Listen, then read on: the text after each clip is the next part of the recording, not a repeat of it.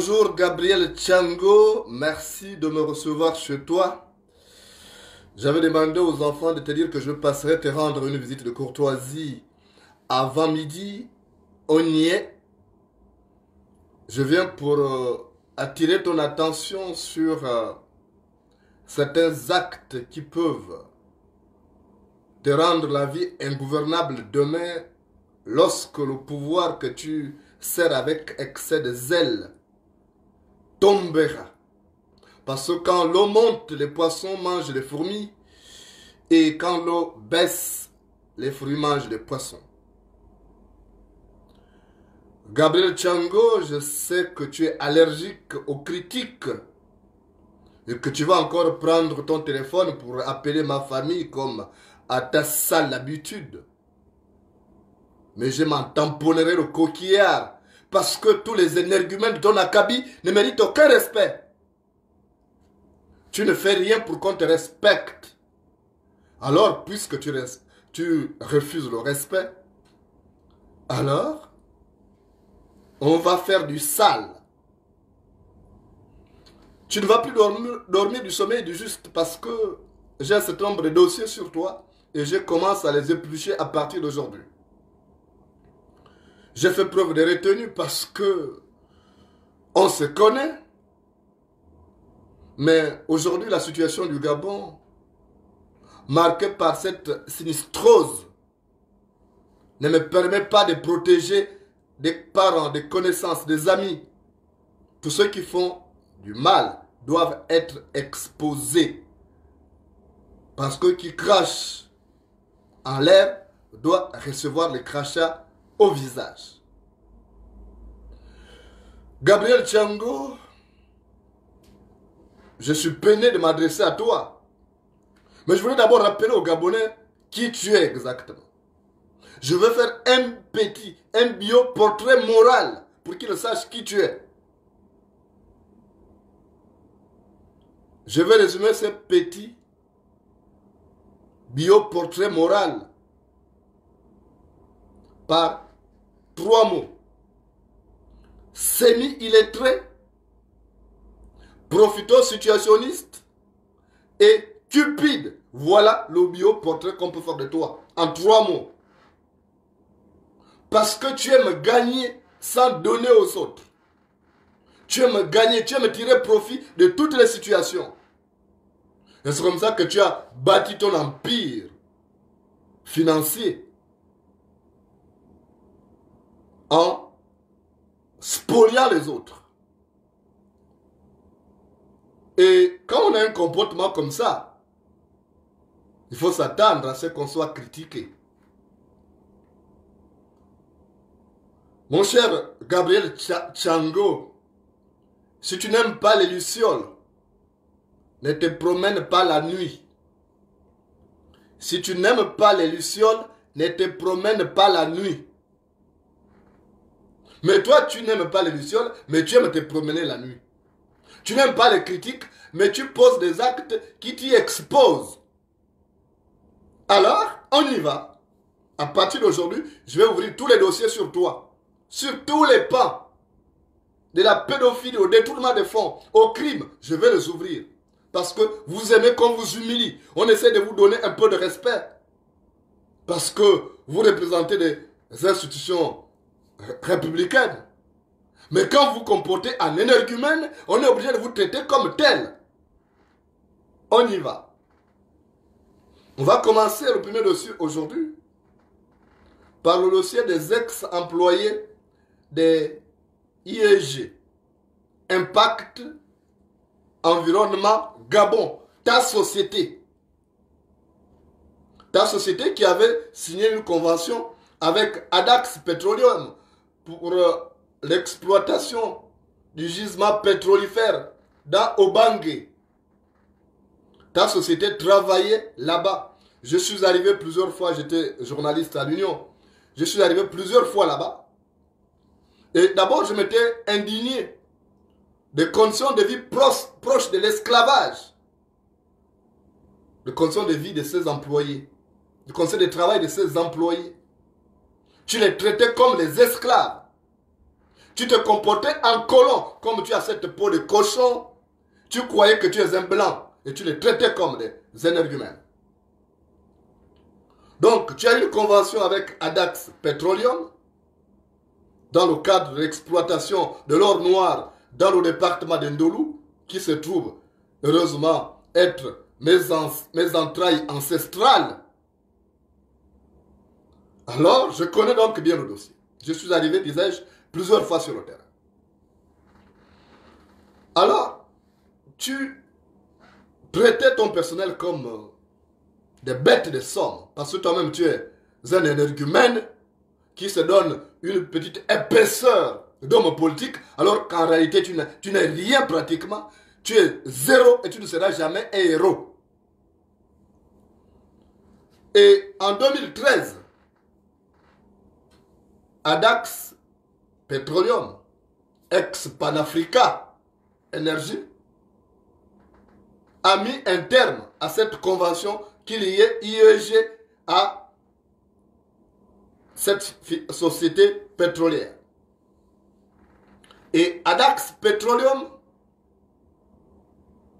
a fait un chèque de 2 milliards 334 millions de francs CFA.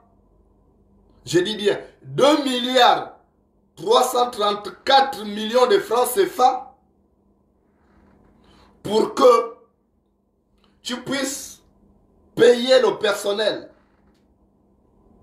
Pour payer le personnel.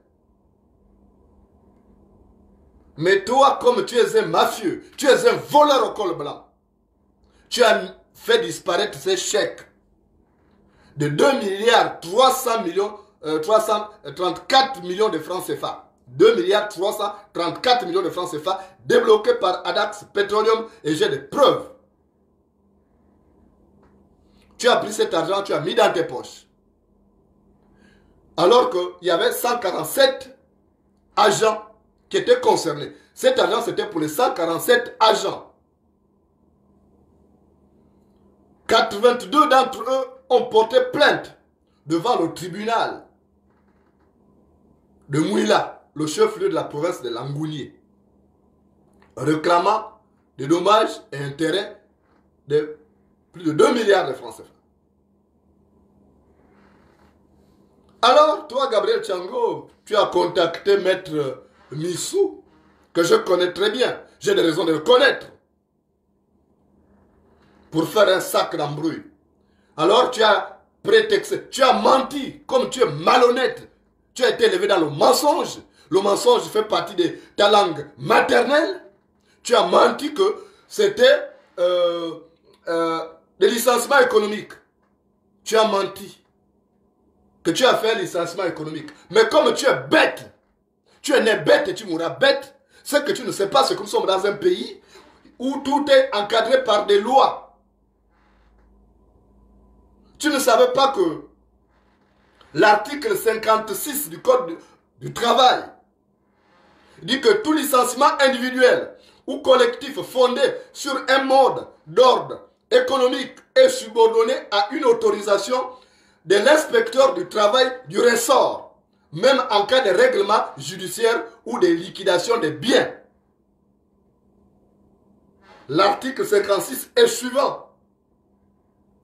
Dit que tout licenciement individuel ou collectif fondé sur un mode d'ordre économique est subordonné à l'autorisation de l'inspecteur du travail du ressort, même en cas de règlement judiciaire ou de liquidation des biens. C'est ce que dit l'article 56 et suivant du Code du travail gabonais. Tu n'as pas saisi un inspecteur du travail de Mouila parce que c'est le ressort. Ndolou, c'est dans le département de Langounié. Donc, à partir de ce moment-là, c'est faux. C'est un licenciement abusif. Tu as fait un licenciement abusif parce que tu n'as pas saisi d'abord un inspecteur, l'inspecteur du ressort, l'inspecteur du travail, donc de Mouila. Et tu dois payer les dommages et intérêts au personnel. Tu as reçu une enveloppe, tu as reçu un chèque de 2 milliards 334 millions de francs CFA. Mais tu as pris cet argent, tu as mis dans tes poches. Pendant ce temps, sur les 147 agents, il y a 5 qui sont même morts sans avoir touché leur dû. Et tu vas à Mouila, comme tu es un mafieux. Tu vas à Mouila pour aller corrompre les magistrats, pour bloquer le dossier. Tu es un énergumène, tu es un pauvre type. Tchango, rends l'argent de ses enfants. Ils ont travaillé dans des conditions difficiles. D'autres ont même contracté des maladies. Parce que là-bas, il y avait la pollution, il y avait tout. Je suis arrivé là-bas. Je connais, c'est chez moi. Alors, Tchango, tu dois régler ces problèmes. Si je veux que je te dépouille sur tous les pans, parce que je te connais trop bien, tu t'arranges à rendre les 2 milliards 334 milliards que tu as, 34 millions que tu as volés. Tu es un voleur. Et tu es maire de Port-Gentil. Un voleur de telle espèce. Un semi-illettré. Et tu es d'une arrogance sans pareil. Quand on t'appelle, tu réponds aux gens. Mais alors que ta tête est vide, quotient intellectuel zéro, tu ne vaux rien. Tu es arrivé là par les fétiches. Je viens de déballer le nom de ton ganga qui te permettent de te maintenir là. Parce que tu ne vaux rien. Ta tête c'est zéro. Même le français ne sait pas t'exprimer. Je suis venu plusieurs fois quand tu as été catapulté par hasard ministre des eaux et forêts. Je suis venu plusieurs fois à ton bureau t'interroger. Il n'y a que des fautes qui sortaient de ta bouche. Et il paraît que tu étais ministre.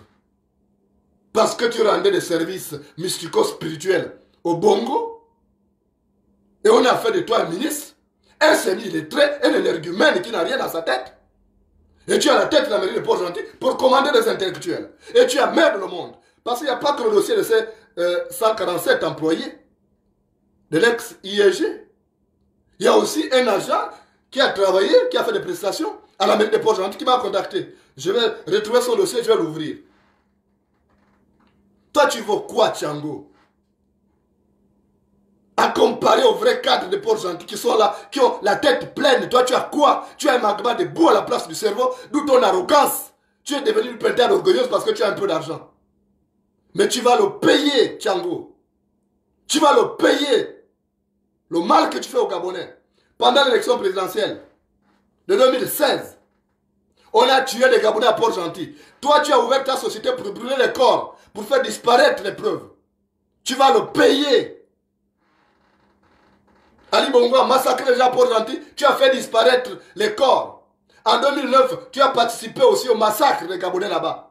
Pour faire un charnier qui est à Tchengue. Et tu as donné la stratégie au Bongo pour installer un camp militaire pour qu'on ne découvre pas ces charniers. Mais moi, je suis arrivé là-bas.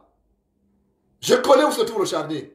Quand le pouvoir aura changé, rassure-toi, tu vas te suicider. Parce que le premier qui va te traquer, c'est moi, Mourenda.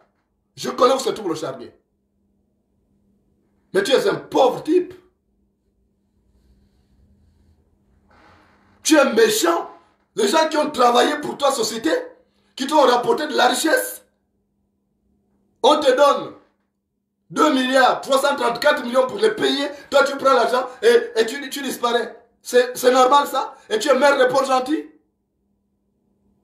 Un assassin, un criminel, un féticheur, un pédophile? Je veux maintenant te dépioter. Tu vas appeler encore mon grand frère comme d'habitude, tu vas te plaindre, je m'en fous. Il sait que j'assume mes actes. On ne peut pas accepter d'être commandé par des énerguments de ton espèce. Tu fais du mal aux Gabonais. Le pauvre maître Nikel Zondo qui s'occupe de ce dossier, il est même dépassé. Il ne boit que du noir parce qu'il ne comprend pas. Tu vas corrompre les gens là-bas. Mais l'argent que tu utilises pour corrompre les magistrats, mais bon sang, paye les Gabonais. Ce sont tes enfants, ce sont tes neveux qui ont travaillé. Pourquoi tu peux faire aller corrompre les magistrats à verser des millions là-bas? Pendant ce temps, 5 sont morts parce qu'ils ne pouvaient pas se soigner. Tchango, c'est de la méchanceté gratuite. Tu vas mal terminer ton séjour sur terre. Tu es l'ambassadeur de Satan sur terre. Tu es méchant. Tu es méchant. On ne fait pas ça à son semblable. On ne fait pas ça à son semblable. Ce sont tes parents. Ce sont des Gabonais. Ils ont travaillé. Ils t'ont produit de la richesse. Maintenant que Adax Petroleum a mis un terme à la convention qui vous liait, mais tu te dois de payer ces gens. Mais quand il vient te dire, allez vous plaindre où vous voulez, parce que tu penses que tu seras éternellement, tu fais la bouche là parce que Ali Bongo est encore là. Tu fais la bouche parce que Ali Bongo est encore là. Mais quand il sera pas, tu ne vas plus parler. Parce que c'est devant la maison de son maître que le chien est courageux. C'est devant la maison de son maître que le petit chien est courageux. Mais quand il n'est pas devant la maison de son maître, il ne fait pas ça. Toi, tu fais la bouche. Mais tu vas le payer. Tout ce que tu fais comme mal, là, tu vas le payer. Le café aura beau se vanter d'être noir, mais le lait le fera toujours déchanter.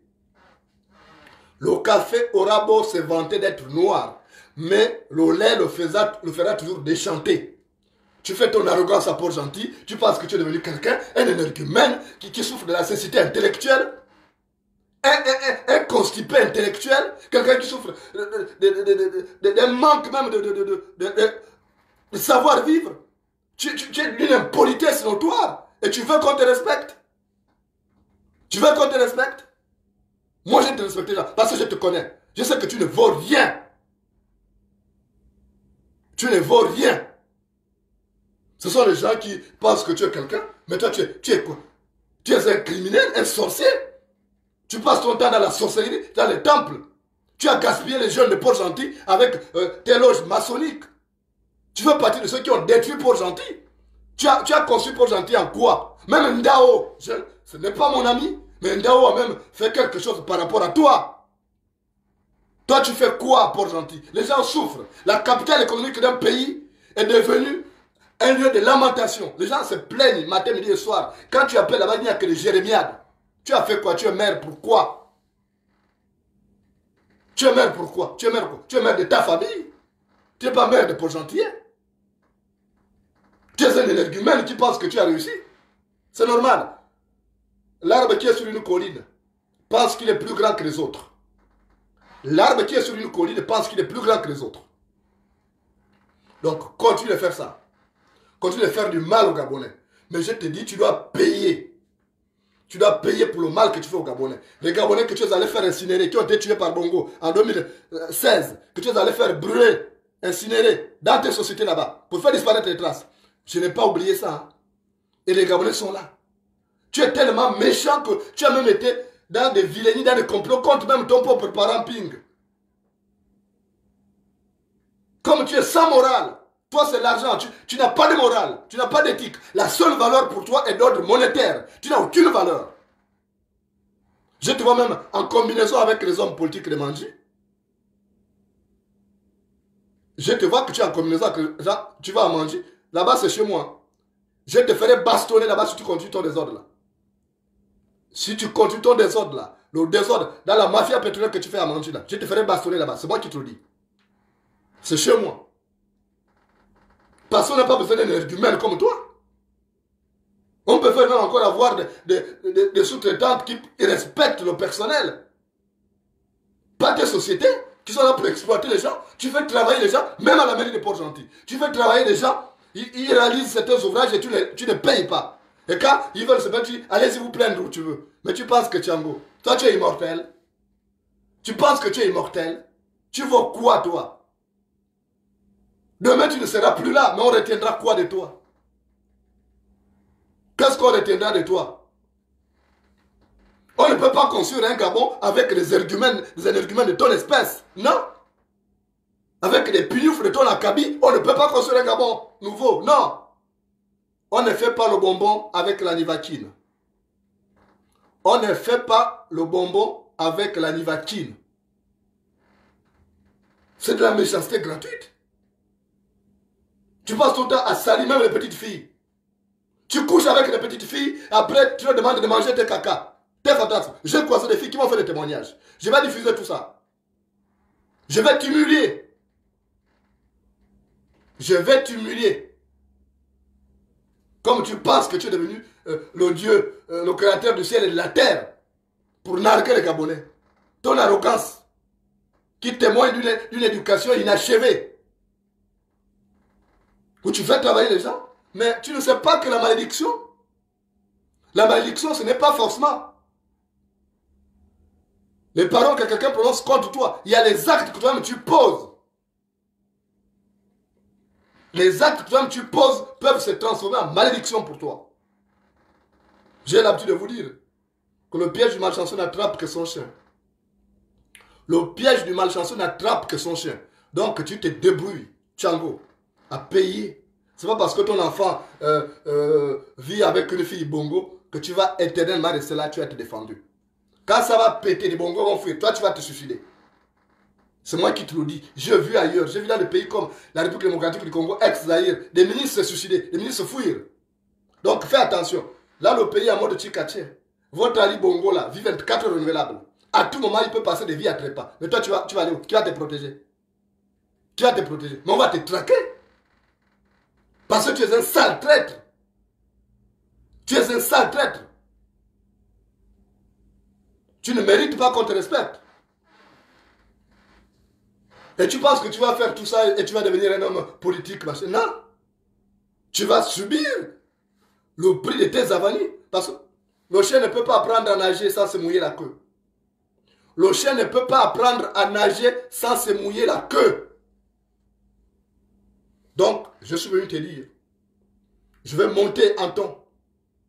J'ai dit, il n'y a plus de courtoisie. On ne va pas respecter les bourreaux. C'est terminé. Tu fais partie des bourreaux des Gabonais. Tu fais partie de ceux qui ont détruit Port-Gentil. Et je ne vais pas te respecter. Et en plus, un énergumène qui n'a rien dans la tête. Mais qu'est-ce que j'ai à foutre? Qu'est-ce que j'ai à foutre avec un énergumène qui n'a rien dans la tête? Non. Donc, je suis venu te dire que fais la bouche. Tu as la chance. Ali Bongo encore là. Même si il est grabataire ou il chie dans ce machin. Mais, demain il sera plus là. Parce que, comme je te dis, le petit chien est brave devant son maître, la maison de son maître. Le petit chien est brave devant la maison de son maître. Quand le maître n'est pas là, il n'est pas devant la maison, c'est fini. Et toi, tu ne feras plus la bouche que tu fais au Gabonais. Ta sorcellerie que tu fais. Tu détruis les enfants des gens. Des petites filles, des filles de 16 ans, 17 ans. Tu détruis. Je connais même une qui est ici en Europe. Donc, moi, je suis venu te dire, je ne rigole pas. De toute façon, tout ce que vous faites là, ça m'est égal. Toi, tu penses que tu es concentré sur ton enrichissement illicite? Tu penses que c'est là où tu vas réussir? Alors que les Gabonais sont focalisés sur quelque chose, c'est leur condition de vie. Toi, tu es focalisé sur ton enrichissement illicite, qui t'a spolié les gens. Mais tant pis pour toi. Qui marche en regardant les étoiles finit par tomber dans le puits. Qui marche en regardant les étoiles finit par tomber dans le puits. Je suis venu te dire ça. Prends encore ton téléphone, appelle mon grand frère comme d'habitude. Moi, je n'ai rien à foutre. Je te dis que les liens de parenté sont en cours de téléchargement. Et tous les énergumènes qui fatiguent les Gabonais, je vais les shooter. Et tu peux compter sur moi. Chaque jour, je peux faire même 5-10 vidéos sur toi. Parce qu'il y a plusieurs angles que je peux aborder. Tu as affaire à un journaliste et tu me connais. Tu me connais. Donc, tu as fait du mal à ces enfants. C'est que tu ne sais pas ce qu'ils ont bossé dur. Ils ont travaillé dur, leur argent. Mais tu as bouffé cet argent sans te soucier de ce qu'ils ont eu comme difficulté. C'est normal. Celui qui mange l'œuf ne sait pas que la poule qu'il a pondue a eu mal aux fesses. Celui qui mange l'œuf ne sait pas que la poule qu'il a pondue a eu mal aux fesses. Tu comprends? Retiens ça. Je comprends. Celui qui mange l'œuf ne sait pas que la poule qu'il a pondue a eu mal aux fesses. Tu as mangé l'argent de ces enfants-là. Alors, leur condition de vie, tu t'en fous. Mais je voulais te dire que tu ne peux pas être fort tous les jours. Un fort ne peut pas taper ni faible. Un fort ne peut pas taper ni faible. Et tu finiras par tomber sur quelqu'un qui va te régler les comptes. Après, on ne parlera de toi qu'au passé. C'est ça le sort qu'on réserve aux gens qui ont ce comportement tyrannique, qui sont toujours en train d'opprimer les autres. Alors que on t'a donné 2 milliards 334 millions. Mais tu aurais pu même prendre seulement les 334 millions, tu gardais sur toi. Et les 2 milliards qui restaient, tu payais les employés. Tu te séparais bien. Et si tu as une autre prestation ailleurs, mais les mêmes employés pourront venir travailler. Mais là, tu ne comprends rien. Mais tu n'as rien compris. Mais tu ne comprends rien. Tu ferais toutes les mêmes bêtises. Parce que c'est comme ça. Moi, ça ne m'étonne pas. De toute façon, les moutons laissent toujours leur cou à la portée des couteaux. Les moutons laissent toujours leur cou à la portée des couteaux. C'est ça. Parce que les moutons sont bêtes comme toi. Ils laissent toujours leur cou à la portée des couteaux. Et c'est comme ça qu'on les égouille. Tu vas commettre les mêmes bêtises. Tu as fait la même bêtise à Oubangue là-bas. Tu referas ça ailleurs si tu as une prestation. Si à Mayumba, tu as une prestation, tu fais la même chose. C'est pourquoi tu dois subir. Parce que tant que le singe ne t'a pas vu avec le crâne de notre singe, il n'aura pas peur de toi. Tant que le singe ne t'a pas vu avec le crâne de notre singe, il n'aura pas peur de toi. Et toi, tu mérites de subir. Mais je viens te dire une chose, Tiango. Sache que ce que tu fais, tu vas le payer et d'un prix élevé. C'est Gabon en train de tanguer là. On n'arrivera pas en 2023, ça m'étonnerait. C'est Gabon en train de tanguer. Et tu apprendras que tu ne peux pas être fort et taper tout le monde. Non. On finit par tomber sur une branche morte. Et après, on plonge dans les abysses. Parce que la vie est faite ainsi.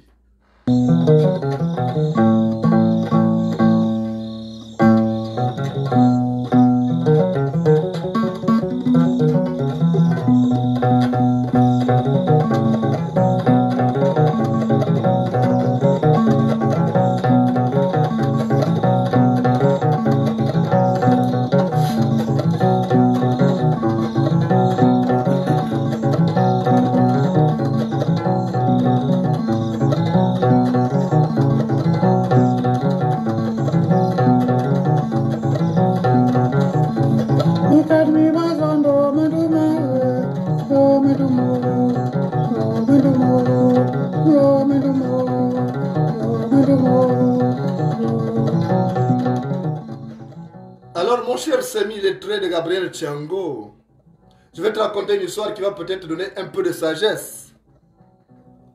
Dans un village, il y avait un homme. Cet homme aimait gagner sa vie à la sueur de son front. Il nourrissait sa famille à la sueur de son front. Chaque jour, il allait en brousse. Soit pour faire la chasse, soit pour faire ses plantations, soit pour faire la pêche. Il s'appelait Mumbina. Alors un jour, Mumbina est allé en forêt pour une partie de chasse. Et il n'a pas trouvé du gibier. Alors il a dit, bon, je n'ai pas trouvé du gibier, je vais me mettre à pêcher. Il a laissé son fusil un peu loin. Et il a commencé à pêcher. Après, il a vu surgir un être bizarre. Un monstre. C'était un sorcier qui s'était métamorphosé. Et qui avait plus de 5 mètres de hauteur. Quand Mumbina a vu ça, il a commencé à paniquer. Il a dit, mais ça, je n'ai jamais vu ça. Ça, c'est qui? Et ce sorcier avait les dents dehors. Mumbina a dit, non. Je ne peux pas courir vers mon arme parce qu'il vient vers là-bas. Donc je ne peux même pas tirer. Alors je vais faire semblant de mourir. Je vais faire semblant de mourir au moins. Il ne va plus me tuer. Il va dire, bon, il est mort, je ne le touche plus. Mais ce que Mumbina ne savait pas, c'est que ces sorciers se nourrissaient du sang humain. Ils se nourrissaient de la chair humaine. Donc Mumbina a fait semblant de tomber. Il a coupé la respiration, il a fermé les yeux. Et ces sorciers, ces diables, on peut l'appeler diable même s'il avait une forme humaine. Ce diable a touché Mumbina, a retourné Mumbina, a fait tout. Mumbina était là. Il a tendu l'oreille pour voir s'il y avait un bruit qui sortait de son nez. Rien, Mumbina était comme s'il était mort. Mais ce que Mumbina a oublié, c'est que lui, il s'est dit, j'ai déjà du gibier qui est mort. Donc, ce diable-là a soulevé Mumbina, a mis Mumbina au dos et a commencé à marcher pour aller vers son village où il avait sa femme et ses enfants qui étaient aussi des diables comme lui, qui se nourrissaient du sang humain. Alors ils sont partis. Ils ont commencé à avancer. Mumbina était au dos, il a attaché au dos complètement. Mais Mumbina a dit, mon Dieu, donc il va aller me manger. Mais il m'amène là-bas, donc il va aller me manger. Comment je peux échapper à ça? Donc qu'est-ce que Mumbina faisait? À chaque fois qu'il voyait un petit arbre, Mumbina attrapait cet arbre-là et ça bloquait. Le diable, il n'arrivait plus à avancer. Et quand le diable se retournait, Mumbina faisait semblant de lâcher comme s'il était mort. Et puis le diable a dit, mais comment? D'habitude, je transporte les gens que j'ai tués. Mais lui là, il est déjà mort. Comment il est difficile à soulever comme ça? Et à chaque fois que Mumbina voyait un arbre, il attrapait. Et le diable, quand se retourne, Mumbina lâche la main. Mais malheureusement, il a amené Mumbina jusque dans sa maison pour le manger. Et sa femme était là, il dit, oh, chérie, donc tu as trouvé de la viande? Il dit, oui. Il dit, ah, c'est bien. Il a dit, vraiment, j'ai souffert parce que pour soulever, amener ça jusqu'ici, je ne sais pas, ça pesait comme si c'était attrapé par une force. Je ne comprends pas. Je suis fatigué, je vais d'abord dormir, laisse-moi dormir.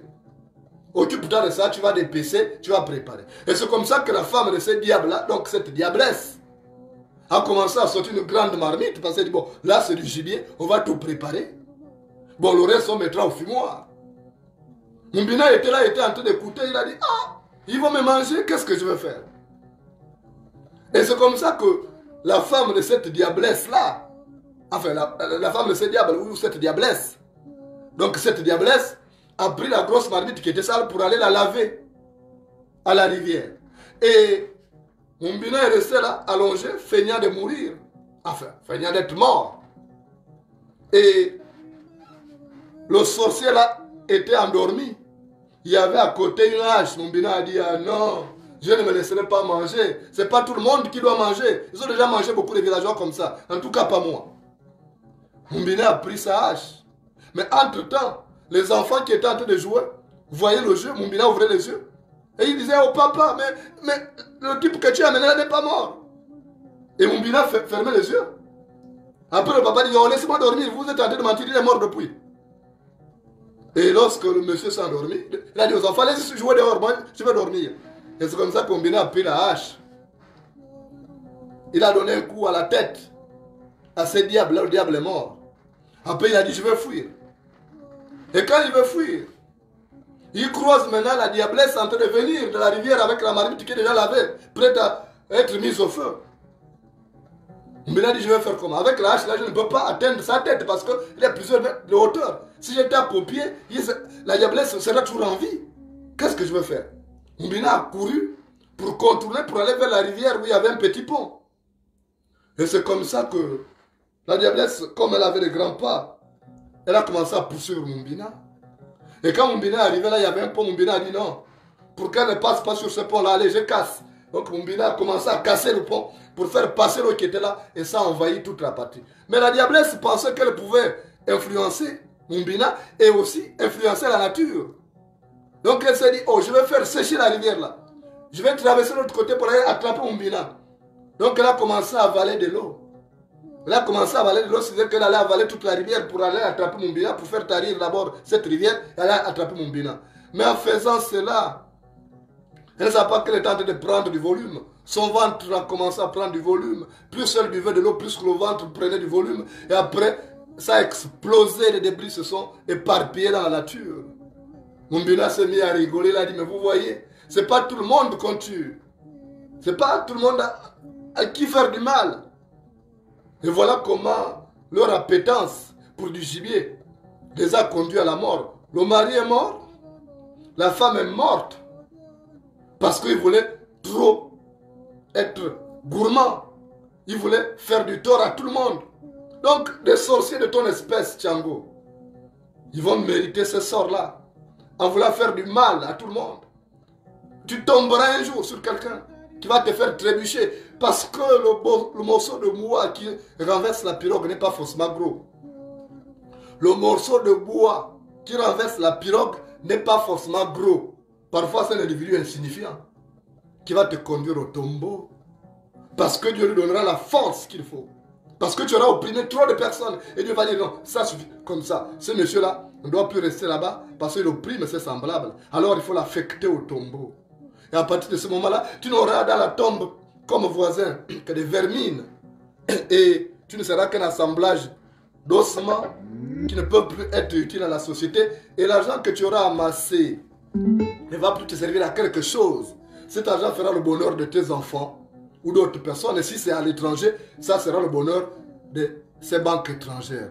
Quand tu auras compris ça, mon cher Tchango, tu comprendras qu'il ne sert à rien de faire du mal aux gens.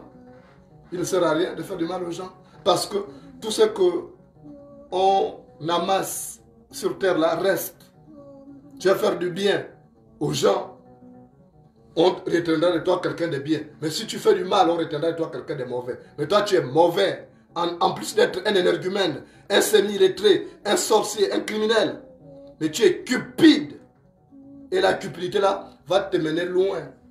Ça va te conduire au tombeau. N'oublie pas. Quel que soit le goût du repas, n'avale pas ta langue.